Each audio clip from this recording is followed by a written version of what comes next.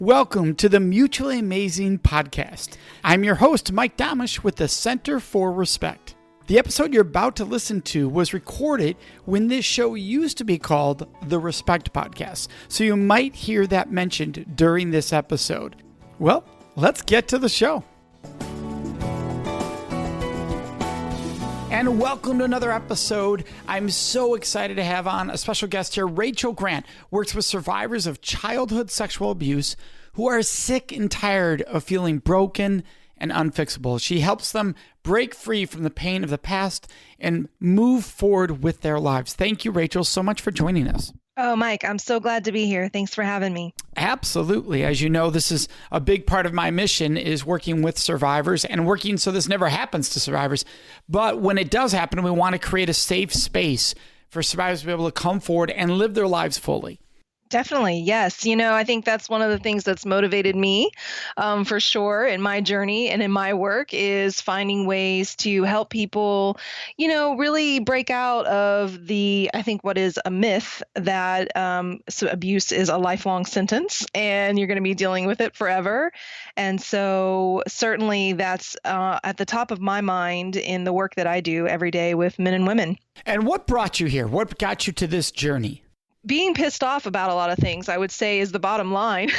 Hey, you know what? That does it. I tell people all the time, people come up to me and go, I want to speak for a living, but I don't know about what about. I'm like, well, that's a problem because that means you just want to talk, which is different than helping people, sharing with people. But they'll say, well, how does somebody find their passion? And I actually use the marker you just said. I said, what really ticks you off? Like what infuriates you? Because typically the things that infuriate you is your true deepest passion. And that's for me, like you, I got started because I was coming from a place of anger. My sister had been raped and I was angry.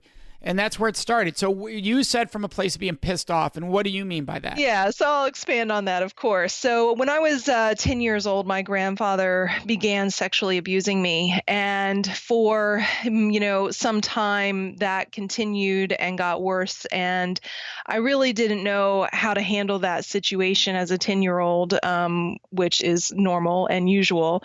And I found myself very much stuck in this place of experiencing the impact of that trauma, feeling afraid of even just being in my own home. And when my parents discovered what was going on, they were really great, Mike. They got my grandfather out of the house. They supported me. They tried to get me to go to counseling, which I did not want to do. I wanted to try to pretend that, everything was just normal and okay, and let's just all move on here. But as we know, that doesn't really work. And so from 10 until about 18, 19, I was just in this place of struggling with all of these feelings of worthlessness and having a hard time trusting people and feeling depressed and suicidal and struggling. And when I got to about 18, 19 was the time when I decided, hey, I've really got to handle this and I've got to take a look at that. And that's what really set me on this path of beginning to try to heal from sexual abuse. But I kept hitting these roadblocks where I would sit in a therapist office for weeks and weeks and weeks and feel like I was just talking about the trauma and rehearsing the trauma and going over it again and again and again. And that's an important part of the healing process. But at a certain stage, I started to ask different questions like, well, how do I actually change this? And I was so surprised at the lack of response to that question, or worse, the response of, well, this is just the way it's going to be. You're going to learn to live with it. Right. And I was like, that is not the right answer. And it really upset me and made me angry. And when all of this is going on, I'm also in the middle of an abusive relationship. So I'm trying to heal past trauma while I'm actually in the midst of trauma at the same time. And when we divorced, I just had a really clear moment as I sat in my new apartment with nothing but a sleeping bag and a lamp. Life had been stripped down. And I just really got clear that I had to do something pretty fast, or I was going to be living the rest of my life just surviving, like just getting by. And I didn't want to do that. So with that anger, with that frustration, with the stubbornness that has always been a marker of my personality, I set out to try to answer this question of how do we heal from sexual abuse. And so I did my master's in counseling psychology. I studied neuroscience. I began using myself as a guinea pig, and bit by bit, started putting together the pieces. And honestly, I was just trying to get my shit together, Mike. I really wasn't exactly sure if this was what I was going to do as a profession. But at the end of that journey, I felt like I had hit on something and a way of working with trauma that was unique and that could actually make a difference for people. And so now, 12 years later, here I am doing this work and loving it and getting to spend my time, every day with men and women who are ready to move past that stage of reflection and acknowledgement and are really ready to learn the skills and the tools and the interventions they need to change their lives. That is awesome. I'm going to ask us to step way back to those pre-teen years and teen years, because we quickly went over it, but you said it was a difficult, and you were struggling in a lot of different ways. And I think it's important for some people to understand what those struggles can be so they can identify, or if not themselves, maybe you're a parent and you see your kid showing some of these signs so they can be more supportive. And that doesn't mean to run in fear, like, oh no, my kid's showing that, they must have had this happen. That's not what we're referring to, just that this would not be uncommon. So what were things you were seeing in your life during that time that yeah, as you said, it felt so hectic and trauma filled, and you were acting it out in different ways? What were those ways? So what's really interesting about my case is it's not atypical, but it's often not what people most commonly expect to see. I was an A-plus student. I was social. I was engaged. I had activities. I, participated in volleyball and art and dance and all of these different things. But my internal experience was so different from what was externally being expressed. And there would be indicators that was the case. It was kind of like this facade, this pretending that so many survivors perfect. Of, hey, I'm going to go out into the world and I'm going to keep things looking nice. Hey, everything's fine. Everything's good. Nothing to see here. But the internal system is so dysregulated, so out of whack. Your internal thoughts are so destructive and dark that eventually, from time to time, there are like these eruptions or these explosions. And so this is often a marker of sexual trauma. You have a child who seems to be excelling and doing well and thriving, but there are these one-off situations that you want to almost just dismiss because it seems like it is so random and not that big of a deal. For example, my biggest behavior or problem behavior was really anger and rage. And so I would just go into these huge fits of anger, throwing things, hitting things, attacking my parents. It was not a pretty sight. And, this felt so disjointed from what they knew of me as their daughter otherwise. It was really confusing and scary for them. And, we grew up in a small town, Oklahoma. So, my parents are doing the best they can to navigate this situation. I think rebellion is a common thing that we see in teenagers, but boy, I took it, man, Mike, I took it to a level. I was sneaking out. I was running with the boys. And there was, sexuality. I was really experimenting with my sexuality, but not in healthy and safe ways. And there's only so much that parents can sometimes notice and see, because a lot of survivors of trauma hide these behaviors. And learn, because we're adept at pretending and hiding, can, really keep them behind doors. So those were some of the ways that the trauma activated and showed up in my life. For parents who are looking at, is my child okay? Has something potentially happened? There are definitely other markers, things like weight gain or weight loss, dropping, out of school, having difficulties in school. There can be things like self-harm or suicidality or depression. These are some of the common keys that we would notice. But there's also just this sense of anxiety and worry that comes to be very dominant for survivors of trauma because their system is dysregulated. And all I mean by that is the stress response system is so highly activated that they are never at what we call healthy nervous system regulation. They're always in that kind of activated fight, flight, freeze state. Well, and I think this is so important because I think people do have a stereotype that can be true for some survivors, but is not for so many. And I think what people do picture is the child hiding in the corner, staying in the room, keeping to themselves. And it's not what you described, the outgoing, the A student. And so that's why it's important to have these conversations for people to recognize there is no one. There's no one profile here that's going to tell you this is what happens to a survivor and this is how they act. It just isn't true. Just like you said, Mike, I was sexually experimenting, being, very sexually active. And a lot of people don't realize that's very common, actually. For some survivors, they feel it's a way of owning. Like, you can't force me to do something because I'm choosing to be sexually active. So they can be very sexually active under that. That doesn't mean it's healthy, but it's a way of owning it. And so I think it's so important. So I appreciate you sharing all of that. Sure thing. Yeah, absolutely. And so now for those listening thinking, all right, for those of us who are survivors of abuse, what are some of the first steps we can take towards recovery?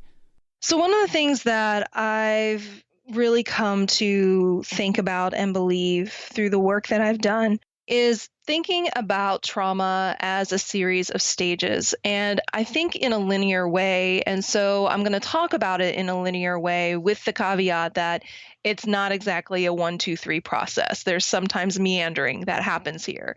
But by thinking of healing as stages, this gives us a framework in which we can kind of wrap our head around what this is, because I know in my experience, it often felt like a spaghetti mountain where I was like, okay, wait, where do I start? What do I do? I'd follow one thread and that would feel like it would lead to 20 other things. And it got overwhelming and scary and too much. And so I would just give up. And so the first thing that I always recommend survivors of trauma abuse do is figure out which stage of healing you're in. And I have a guide that can support people with that on my website. You can go to rachelgrantcoaching.com/checklist.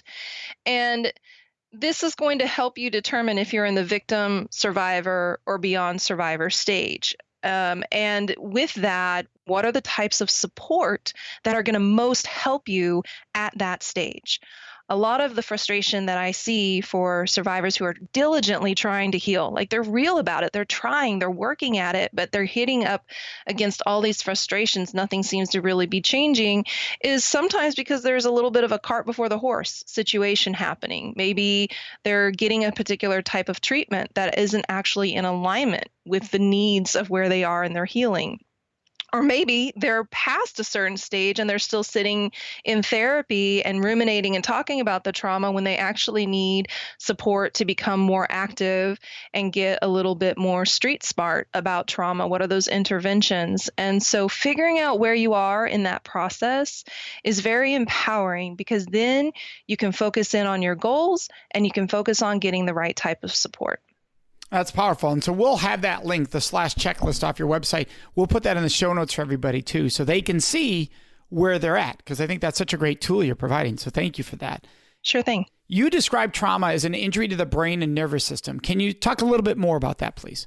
Yes. Oh my goodness. This for me was so critical. This was such a turning point in my own healing journey when I began to look at the experience as an injury. What I want to offer to everybody who's listening is we often think about abuse as it's an emotional experience, and it is. And it's a psychological experience. And it's this very wide, broad thing that happens, and everybody's experience is unique. That is true. But what I started to think about was, okay, if we are experiencing trauma, there is something that is actually happening to us biologically and physiologically. It is not just this feelings thing or just an experience. It's actually having an impact on our very biology and physiology. And particularly, I'm interested in the brain and the nervous system. And so if we think about an experience of abuse as an injury to the brain, this changes the dialogue and the conversation about healing. We begin to treat it as, okay, you have been hurt, you have experienced this injury, now how do we heal that injury? And how do we specifically heal the brain and the nervous system? When people begin to understand what has actually happened to them on a neurological level as a result of trauma, that explains all of these things they're experiencing, like being triggered, being highly activated, being anxious all of the time, having all of these rumination on negative thoughts, depression, then it becomes surmountable. It's kind of like I sometimes say, like, if you imagine that you're walking along and you trip and you fall and you skin your knee, you know that you've had this injury and you go about fixing the injury, right? You have a process, you have a system. Oh, I put Neosporin on my knee, I put a Band-Aid on, I check it every once in a while. There's a step-by-step process. And I thought, okay, if trauma and abuse causes an injury to my brain, what are the step-by-step healing processes? Is there a very particular way of healing the brain? And that's what I became fascinated by and began researching and studying and experimenting with. This is one of the reasons why I work with clients through the Beyond Surviving program, a specific curriculum. Sometimes people are surprised by that. Because they're so used to the modality of therapy where you just kind of sit down and talk about whatever's on your mind. But if we understand that the brain has been injured, if you take an injured person and you sit them on a couch and you just have them talk about their injury, nothing is changing. You're just talking about the injury. No, that's brilliant. And actually at a certain point, you are re-injuring your brain, if you will.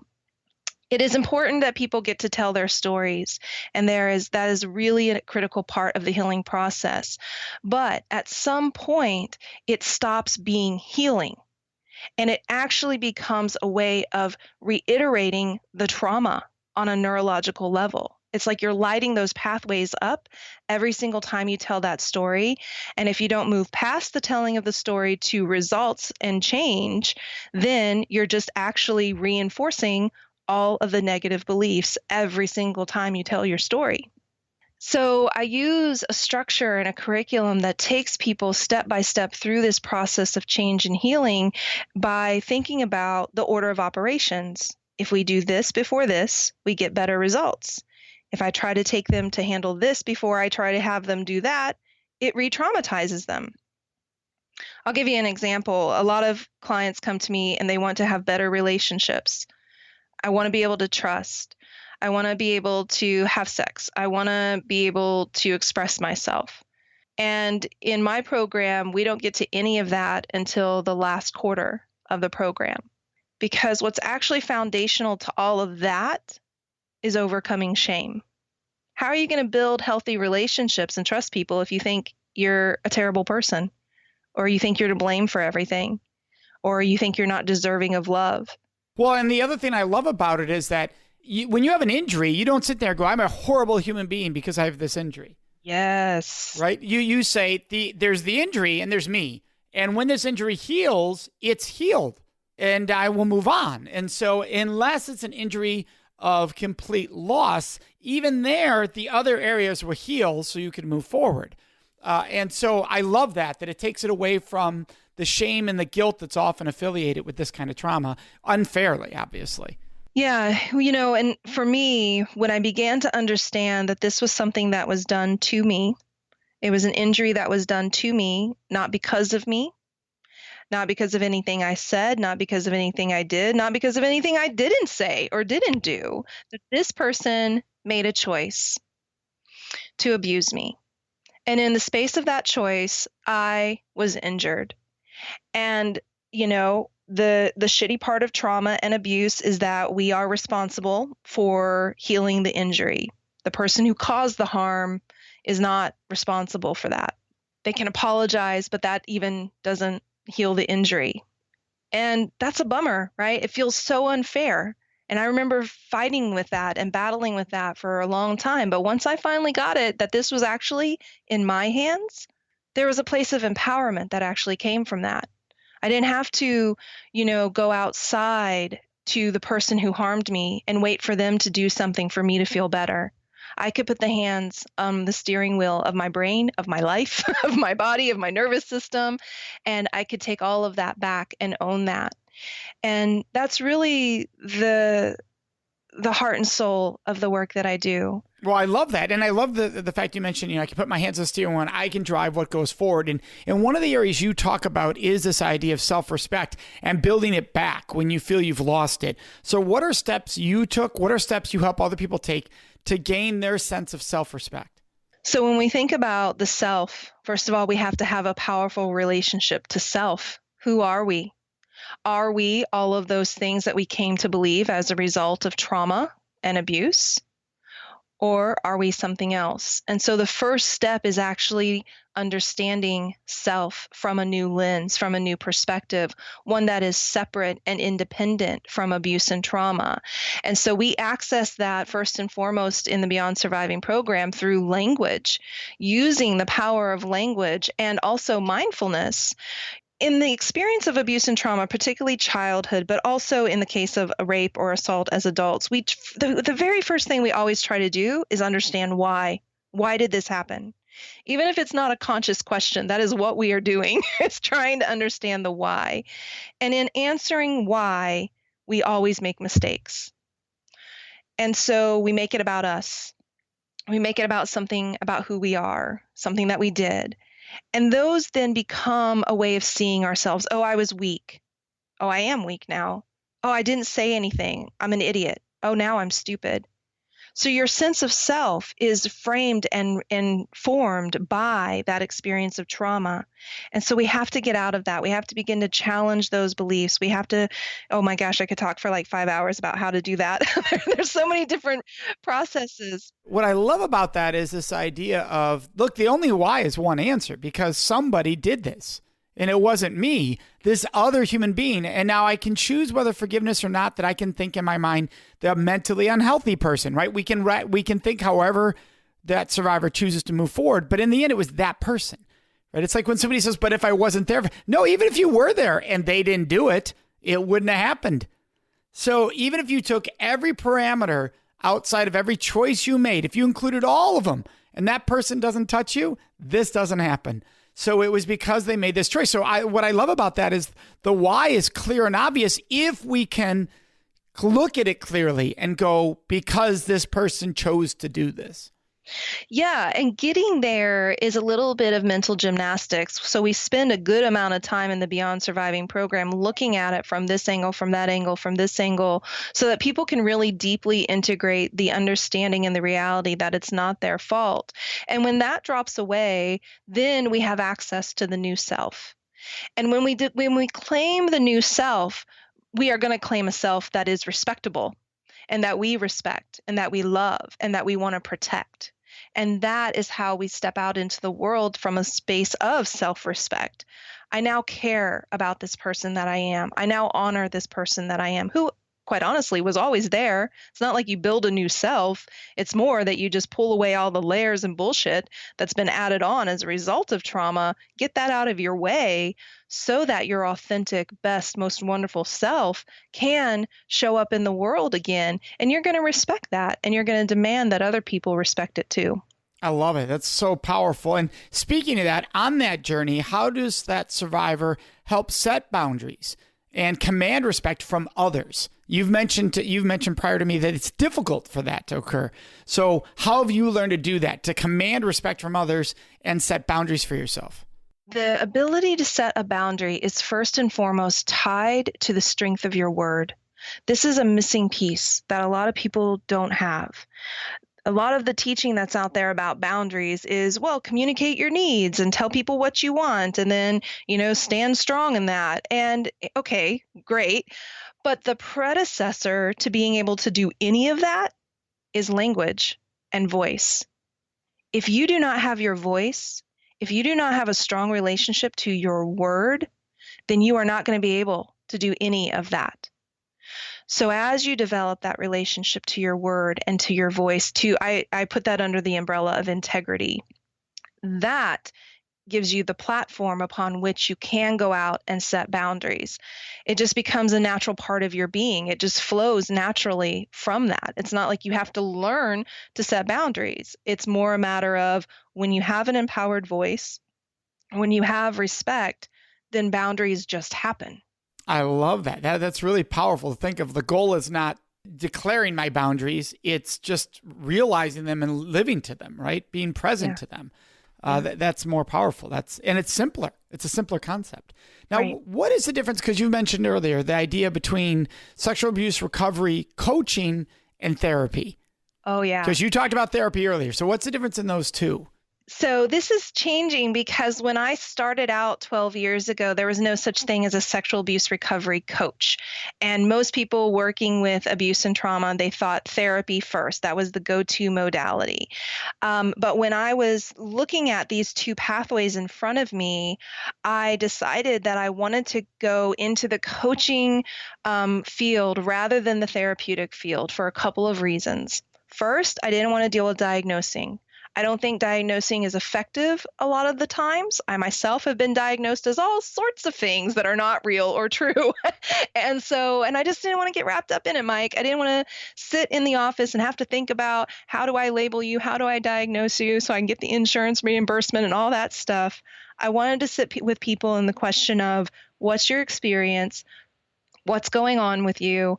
And what are we going to do about it without any labeling and diagnosing? That's one key difference between therapy and coaching. Another key difference is intention. Therapy is often a space where you are in the driver's seat. You sit down on the couch, you bring your issues to the table. Here's what's on my mind today. Here's what I'm struggling with today. And the therapist serves as a reflection. This is what I hear you saying. How are you feeling about that? Asking curiosity questions to help you dig and find and discover. And that, again, is a really powerful space to be in, an important step and part of the healing process. But I didn't want to do that either. I didn't want to just sit with people and hold space for them and reflect for them. What I wanted to do was teach them. And coaching gave me access to be able to do that. So my work is one part, yes, listening, reflection, holding space, but it's also here's the tool. Here's what you actually need to do to trust people. Here's what you actually need to do in order to communicate a request to someone. When we are experiencing an abuse and trauma, we are missing out on life skills. We cannot take it all in because our system is dysregulated. We don't even have the space and the energy for that. So a lot of people come to me in their 40s and 50s are like, I don't even know how to tap into what I need and then communicate that. So I love this process of coaching because we really get to be partners in the experience. I get to give them, specific skills and tools and guidance and interventions while also helping to reflect for them and help my clients see themselves, in ways and get those insights that they want. Powerful. And we have about 30 seconds left here. What's the one thing you wish most survivors of trauma knew? You are not too broken to heal. That is an awesome way to end this show. That is such a powerful statement.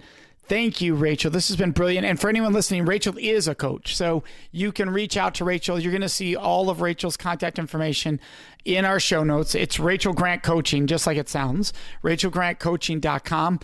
You'll also see the books that Rachel recommends in our show notes, The Deepest Well, The Developing Mind, and Way of the Peaceful Warrior, which is a book that I personally love also. So thank you so much, Rachel, for joining us.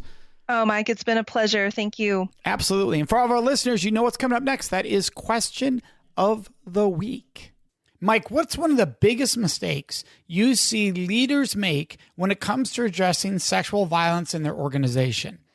Well, here's the answer. It is this concept that leaders will go out in the public or go in front of those they lead and say, there will be no sexual violence in this organization as long as I'm a leader. None. Zero. Is that understood? Those kind of comments, all they do is shut down survivors, many survivors, not all, but many survivors from feeling safe coming forward because you've set a standard that says this doesn't happen here. And now if you're a survivor and it's happened to you, you can be sitting there going, okay, well, what's going to happen if I do come forward? What's that going to do to the organization, the morale? How are people going to treat me?